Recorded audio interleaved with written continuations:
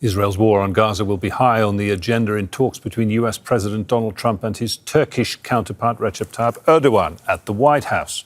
The two leaders are also expected to discuss trade and military deals, including a major purchase of civilian and military jets. Turkiye and US relations have been strained in the past over Ankara's relationship with Moscow.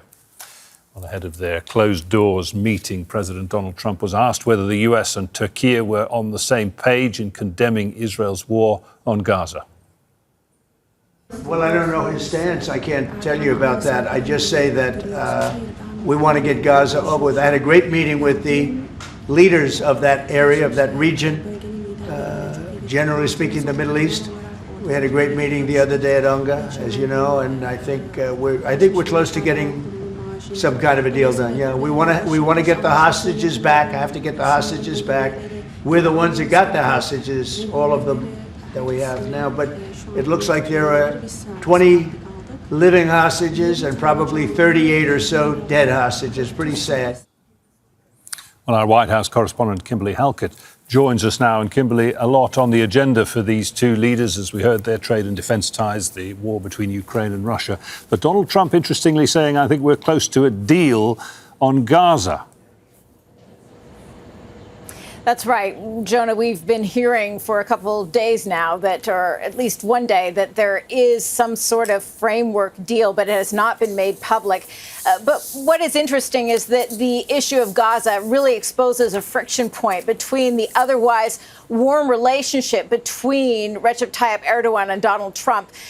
Donald Trump, for his part, obviously very supportive of Israel, even as he has talked about some of the casualty numbers in Gaza. But Recep Tayyip Erdogan, for his part, has been very critical of Israel, specifically in his address to the United Nations General Assembly earlier.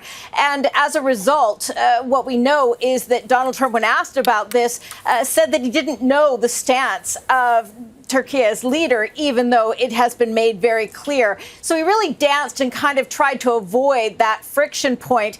But now behind closed doors, we expect that is being discussed, along with, as you point out, a purchase of civilian aircraft and that other big sticking point in this relationship, the sale of F-35 fighter jets that's been on hold since 2017 and triggered sanctions in 2020 against Turkey as a result of it deploying some S-400 air defense systems that have been developed by Russia. So as a NATO ally, that has been a big concern of the United States and certainly frosty relations under the Biden administration. But Donald Trump signaling that there could soon be a resolution, a lifting of sanctions, he says, almost immediately, and also indicating when it comes to the issue of the sale of those fighter jets that, in fact, there could be a success, or in other words, that the president of Turkey could be, in his words, successful in the things he would like to buy.